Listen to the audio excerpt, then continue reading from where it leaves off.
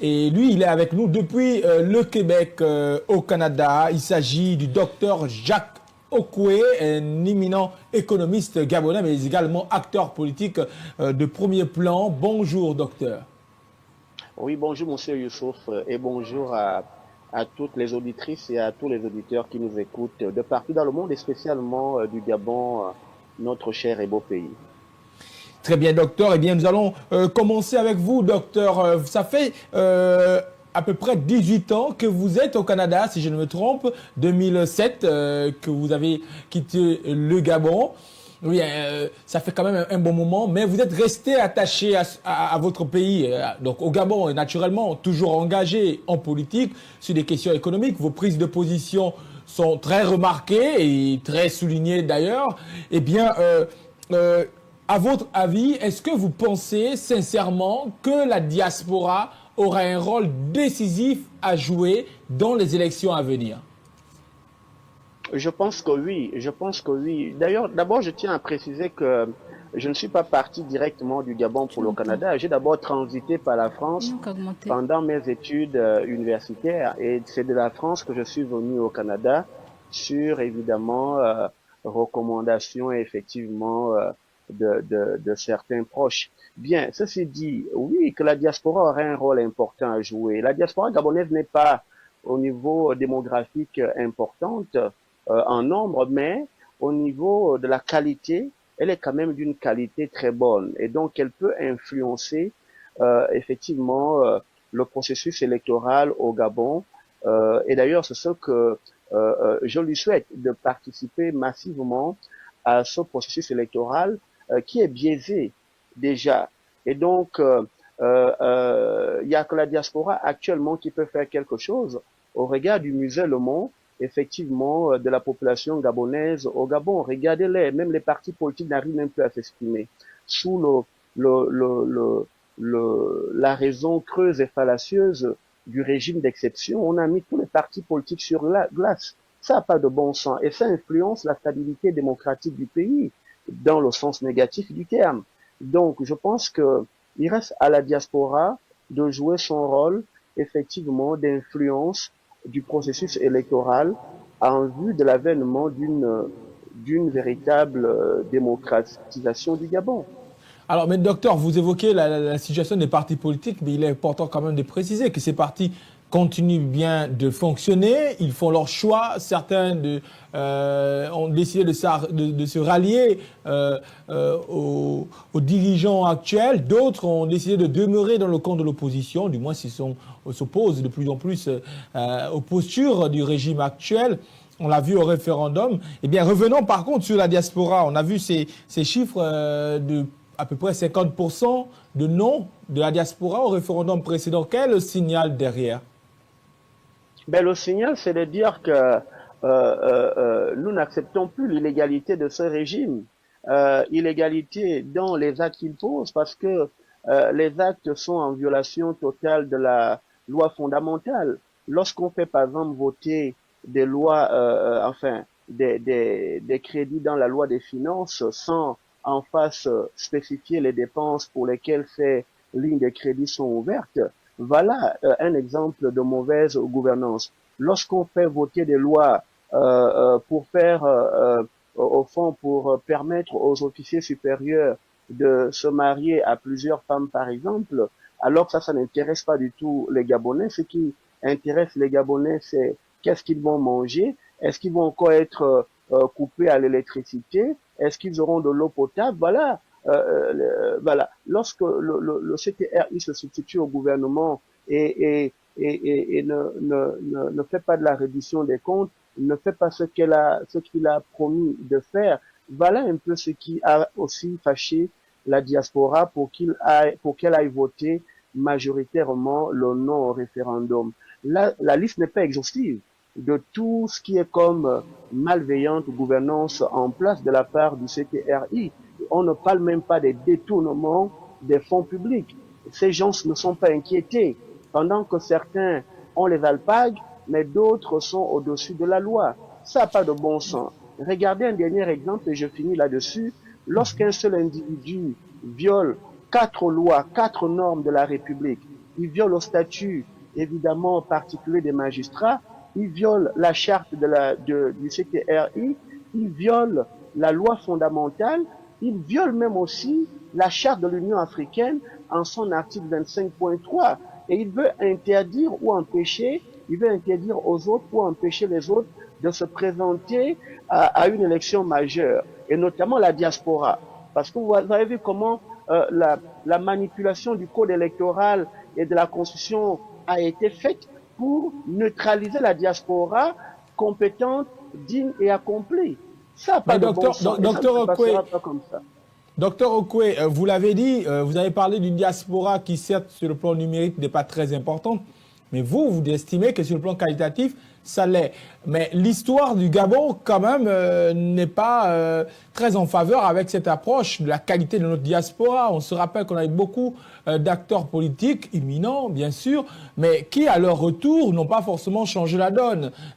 Plusieurs noms qui venaient de l'Hexagone pour certains et ont fini par se fondre dans la masse. Et ça continuait comme ça des années durant. Aujourd'hui encore, on peut souligner le fait que le régime en place a accueilli, a accepté au sein même du gouvernement des membres de la diaspora qui pendant de longues années ont milité de l'autre côté. Et une fois arrivés, il n'y a pas de marque de différence. Et il y a même des notes un peu inquiétantes au regard de Maïs Mussi, par exemple, pour prendre que son cas, qui n'a pas forcément brillé de par un succès à son retour. Comment alors parler de qualité de la diaspora au regard de ce que l'histoire nous a toujours démontré au Gabon? Ben, écoutez, il y a deux raisons à ça. Primo, vous faites bien d'ailleurs de poser la question parce que ça va poser le problème de la qualité institutionnelle qui prévaut au Gabon. Parce que lorsque l'environnement institutionnel est aussi pourri, passez-moi de l'expression, comme celui du Gabon, que pouvez-vous tirer de la qualité de la qualité bonne d'acteurs diasporiques qui viendraient de l'extérieur pour essayer de redresser le pays? On l'a toujours dit, le problème du Gabon est un problème institutionnel. Le courant, parce que je suis également politologue, le courant institutionnaliste explique que les institutions influencent aussi sur la performance économique et sociale d'un pays. Les institutions sont vues comme des règles formelles et ou informelles, ou comme des organisations également. Mais lorsqu'à la tête de ces organisations, vous avez des gens qui, moralement, ne sont pas effectivement exemplaires, qui, évidemment, prêchent plutôt par la malveillante gouvernance, prêchent par le crime et on les maintient au pouvoir. Qu'attendez-vous d'un acteur diasporique pêcher ça et là?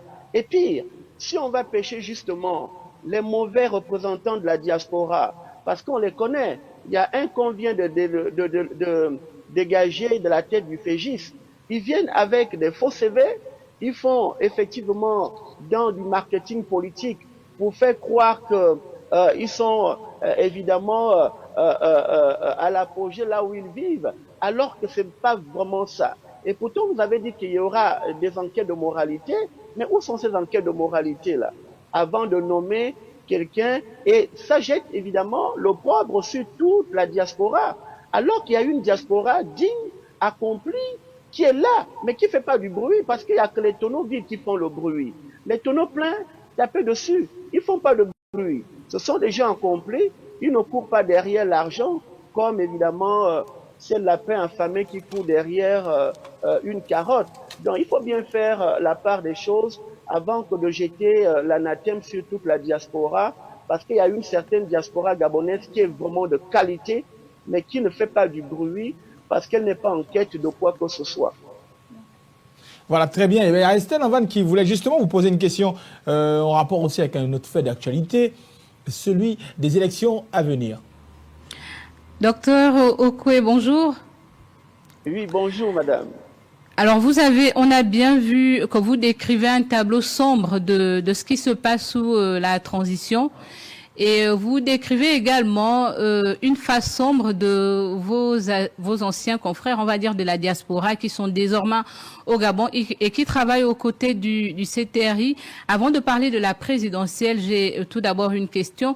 Le 12 avril va marquer le terme de la transition, mais avant, il y a quand même eu un déroulement, le dialogue national inclusif et plusieurs propositions ont été faites. Est-ce que vous avez participé à cela?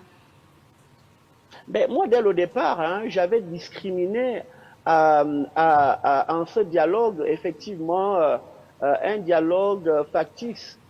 C'était pour moi une affaire de copains-coquins. Et la preuve, c'est qu'au final, il a été un dialogue exclusif. Lorsque on exclut les partis politiques qui sont censés animer, au fond, l'activité politique au Gabon, qu'est-ce qu'on attend d'un tel dialogue?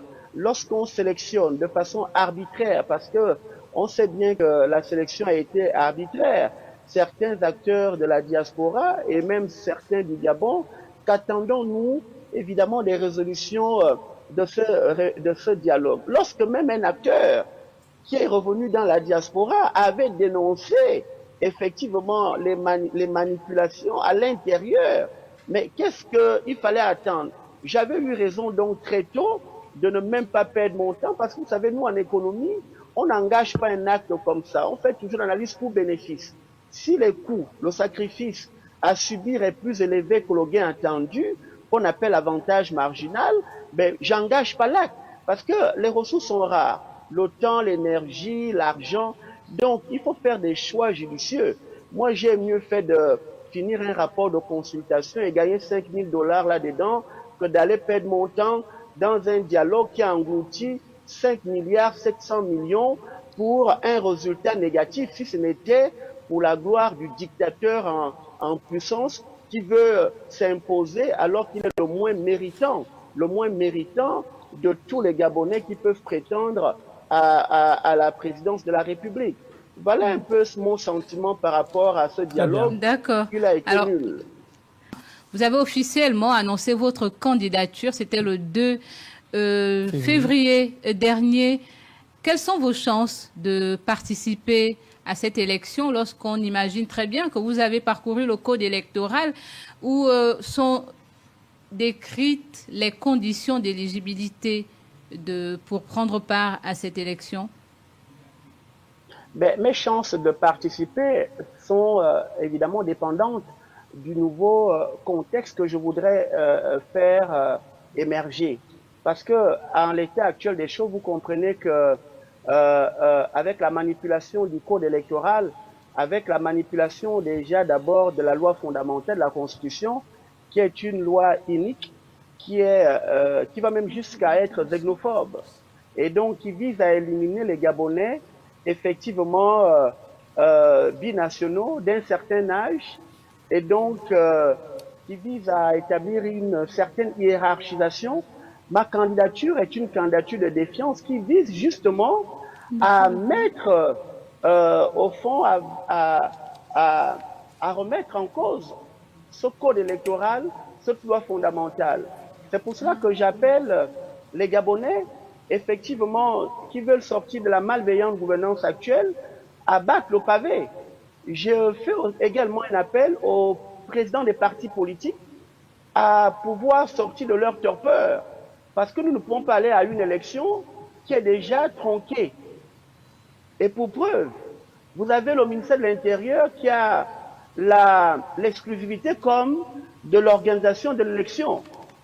Le ministre de l'Intérieur est nommé par le président de la transition et donc finalement, le CTRI sera juge et parti. C'est déjà vicié dès le départ. Mais on docteur Okwe, oui. Docteur Okwe, excusez-moi, mais il y a des pays où ça existe, le fait que le ministère de l'Intérieur organise les élections. Et également, vous parlez de votre candidature, mais là aussi, on le sait qu'il y a des pays où la condition de résidence à une durée bien définie existe aussi pour participer à ce type d'élection. Est-ce que vous ne pensez pas que là, déjà, il peut y avoir quand même des choses à redire sur votre position? Mais je pourrais également dire des choses là-dessus. Ce qu'on veut, c'est que le ministère peut venir dire les résultats, mais la commission électorale, avec à l'intérieur les partis politiques, leurs représentants, je pense que c'est la meilleure solution pour garantir la sincérité du vote. Et puis, je reviens encore sur le plan juridique. Lorsqu'on viole le principe de stabilité du cadre juridique de l'élection, d'une élection ou électorale, édité par la Commission de Venise, vous savez que la Commission de Venise, ce principe-là veut qu'on ne modifie pas les éléments fondamentaux du code électoral à moins d'un an de la tenue d'une élection aussi importante que celle présidentielle. Mais que fait le CTRI? Si ce n'est de modifier les lois à son avantage, éliminer les Gabonais de la diaspora. Oui, mais avec la participation de toute la classe politique gabonaise, ou presque, on a ceux qui ont milité pour le non, qui ont participé à la rédaction du code électoral actuel. Nous avons quasiment la grande partie de la classe politique gabonaise, même surtout la société civile, qui est très impliquée depuis. C'est passé au Parlement et ça a été validé. Que voulez-vous? Non, c'est un Parlement corrompu. Lorsqu'on nomme des députés, des sénateurs, qu'attendez-vous en bout de ligne? Et le piège était bien tendu. Vous pensez que les profils tels que les Geoffroy Fumboula Libeka, Jean-Rémy Yama, Libama Marcel, toute cette liste d'acteurs de la société civile qui ont lutté contre l'ancien régime sont eux aussi corrompus? Non, pas la majorité, c'est la minorité qui s'est opposée. Là, vous me citez plutôt la minorité qu'il faut saluer. La majorité, oui, mais non, attendez, ça s'est passé par le vote. Le vote majoritaire a fait adopter ces lois iniques. Mais on sait bien qui constitue la majorité de ces députés. C'est des députés, lui-même qui a critiqué les nominations copain-coquin. Ben là, on l'a vu à l'œuvre dans le machiavélisme politique. Donc, qu'attendez-vous de ces lois iniques-là, si ce n'est de créer à terme une certaine instabilité du Gabon? Je vous le dis, c'est la mauvaise voie à ne pas prendre, parce qu'elle ne satisfait pas la majorité des Gabonais. Ces députés ne représentent personne, si ce n'est eux-mêmes. Donc, je pense que les choses doivent être refaites. Nous devons repartir dans une nouvelle transition pour prévenir une instabilité sociopolitique au Gabon. Parce que l'injustice est le terreau, justement, au désordre. Et c'est pour cela que j'en appelle également aux militaires patriotes pour pouvoir, effectivement, permettre un retour à l'ordre républicain et mettre un terme à la malveillante gouvernance actuelle. Les lois sont iniques et il n'y a personne qui va l'accepter. Il fait pire qu'Ali Bongo. Avec Ali Bongo, c'était 3 mois de résidence. Lui va à 3 ans pour les Gabonais. Est-ce que vous regrettez Ali Bongo, docteur Jack Okwe, en le disant? Non, je ne regrette pas Ali Bongo. Je fais juste un constat. C'est un fait que lui, il fait pire qu'Ali Bongo, dont il a lui-même été un des grands contempteurs ou critiques lorsqu'il a accédé au pouvoir. Mais il fait pire que lui. Alors là, je vous assure... Docteur Okwe, Docteur Okwe, est-ce que vous ne faites pas un tout petit peu preuve de mauvaise foi tout de même, lorsqu'on sait que la transition a une date limite et qu'en période de transition, ce sera très difficile de respecter tous ces critères comme tels que ne pas revoir le code électoral, les textes en période en année électorale, et là c'est une période d'exception et vous n'avez pas fait de proposition, mais vous remettez tout de même en cause tout ce qui a été fait par d'autres Gabonais. Qu'avez-vous proposé de concret pour que les choses puissent aller de mieux par rapport à ce qui se faisait avant? Madame, je vous signale que ce n'est pas moi qui ai établi le calendrier effectivement de la transition. C'est vous dire que nous avons affaire à des acteurs politiques menteurs. Ils mentent depuis le début, c'est ça leur politique. C'est eux-mêmes qui ont établi leur calendrier. Et regardez même, le plus renversant, c'est qu'ils ramènent plutôt l'élection pendant la période scolaire. Mais comment ça va se faire concrètement? Donc, les salles de classe vont être réquisitionnées pour servir de salles de vote. Les maîtres vont être réquisitionnés pour servir effectivement de scrutateurs, effectivement de représentants. Ça n'a pas de bon sens tout ça. C'est de l'amateurisme. Mais c'est calculé. C'est calculé parce qu'ils sont dans une optique de confiscation du pouvoir par cette manipulation de la loi électorale. Madame, même si je n'ai pas proposé de solution, parce que pour moi c'était une perte de temps d'aller donner mes idées à des voyous qui n'ont aucune compétence sur la gouvernance du pays, est-ce que ça les exonère de bien faire les choses? Quand on manipule les lois comme on le fait, c'est trop flagrant, madame, qu'ils vont faire un coup d'état électoral, mais ils vont devoir tuer les Gabonais, parce que les Gabonais ne vont pas l'accepter. Docteur Okwe, c'est ça qui va se passer. On est en train d'arriver progressivement à la fin, on est quasiment à la fin de cet échange. Eh bien, mais revenons justement sur la question même de la diaspora, au cœur même de la diaspora.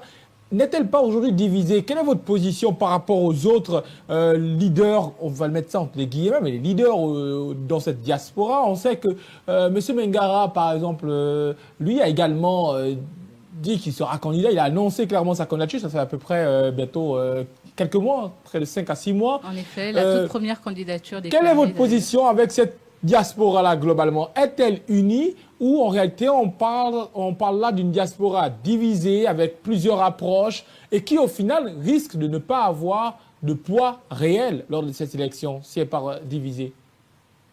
Ben, écoutez, monsieur Youssou, je vous ferai d'abord savoir que l'article 43, alinéa 3 de la Constitution spécifie que le vote à l'élection présidentielle est un vote à 2 tours. Donc, au scrutin, évidemment, majoritaire directe, uninominale, mais à 2 tours. Ça veut dire que nous avons la liberté, comme acteurs diasporiques, d'aller en rang dispersé dès le départ. Nous allons nous retrouver au 2e tour pour ceux-là qui seront les mieux positionnés.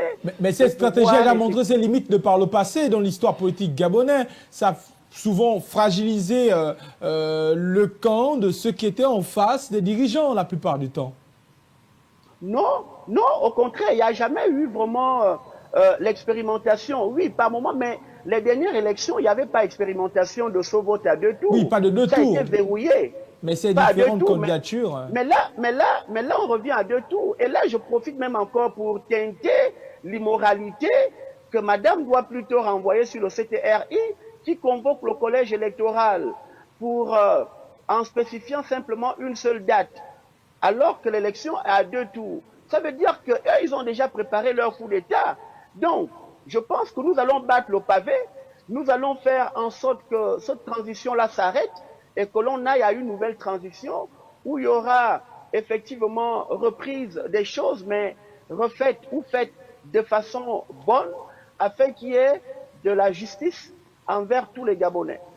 Alors, je vais terminer avec cette question, vraiment la toute dernière. Docteur Okwe, les Gabonais n'ont ni... Bon, non, ils ont de l'eau, ils ont du courant, oui. Mais il y a quand même une crise énergétique au Gabon depuis un certain temps. Les choses semblent aller dans le sens de s'améliorer. On peut observer ces 2 derniers jours que la tendance est en train de vouloir aller dans le bon sens. Mais quelle est la proposition de la diaspora? Qu'a fait la diaspora gabonaise pour, pourquoi pas, transférer des groupes électrogènes, apporter des suggestions pour régler la question? Je ne dis pas que la diaspora doit prendre la place de l'État. La question, c'est de savoir, est-ce que la diaspora gabonaise s'est organisée pour apporter quelques solutions, créer des forages, créer des mini-centrales. Le solaire existe aujourd'hui et vous, de là où vous êtes bien conscient de l'impact de tout cela. Quelles sont les propositions apportées par la diaspora gabonaise lorsqu'on sait que dans d'autres pays, en Afrique particulièrement, il y a des propositions concrètes de ce type? Mais écoutez, je vous ferai remarquer que la diaspora le fait dans un cadre privé. La diaspora n'est pas l'État, elle n'a pas à se substituer. Nous sommes bien d'accord. Nous sommes bien d'accord. Oui, mais qu'est-ce qui a été fait dans ce cadre privé? Oui, mais je vous le dis qu'elle le fait déjà dans un cadre privé. Il y a évidemment des acteurs diasporiques qui font des transferts de fonds, mais dans un cadre privé. Vous m'entendez bien? Ouais, mais qui n'est pas rendu public, qui n'est pas connu. D'accord, c'est du privé, mais... On aimerait en savoir plus tout de même. Mais non, c'est pas obligé d'être public. Ils n'ont pas la responsabilité, ils ne sont pas à la tête de l'État, ils ne gèrent pas l'État. Ils font déjà beaucoup. Donc, si vous faites la somme de leurs initiatives privées, je pense que ça améliore pas mal bien le sort de pas mal de Gabonais au Gabon. Mais c'est dans un cadre privé. Bien. Maintenant, la diaspora dit le Gabon est un pays potentiellement riche. Et même effectivement riche. Parce qu'il y a de l'argent au Gabon. Mais cet argent est systématiquement détourné par les tenants du pouvoir. C'est vers eux autres que le peuple gabonais doit se retourner pour pouvoir leur demander des comptes. De là où va l'argent du Gabon, toutes ces redevances minières, pétrolières, voilà, cette taxe, vous avez eu un champion en taxe qui n'a fait que taxer, où va cet argent, incapable de payer même 17 milliards. Un champion en taxe, mais qui revenait de la diaspora, Dr Okwe. Oui, mais c'est pour ça que la diaspora elle-même veut descendre, prendre le pouvoir et gérer ce pays-là au mieux des intérêts des populations. Voilà la proposition de la diaspora. Très bien, merci Dr Okwe-Edou, merci pour tous ces éclairages concernant l'actualité de notre pays, mais surtout la valeur ajoutée de la diaspora à la veille de ces élections-là. Nous l'avons énuméré. Vous avez annoncé votre candidature pour cette élection. Vous avez parlé des candidatures de défiance. Nous aurons l'occasion de revenir avec vous sur plus de détails tout au long de cette période préélectorale pour avoir davantage votre position et pourquoi pas toujours vos propositions surtout pour justement la construction de cet édifice nouveau que nous souhaitons tous, que nous soyons au Gabon ou à l'extérieur, donc que nous soyons de la diaspora ou sur place au Gabon. Merci beaucoup pour toutes ces précisions. Et excellente suite de journée à vous au Québec, tout en espérant que les taxes de Donald Trump ne soient pas trop amplifiées, parce qu'on sait que voilà, ça chauffe un peu des deux côtés de la frontière, au nord de l'Amérique. Non, le Canada a aussi quelque chose à faire valoir. Donald Trump ne pourra pas l'emporter parce que énergétiquement, les États-Unis dépendent du Canada. Oui, c'est un peu vice versa. Merci encore, Dr Okwe. On se retrouve certainement la prochaine fois pour plus de détails avec vous.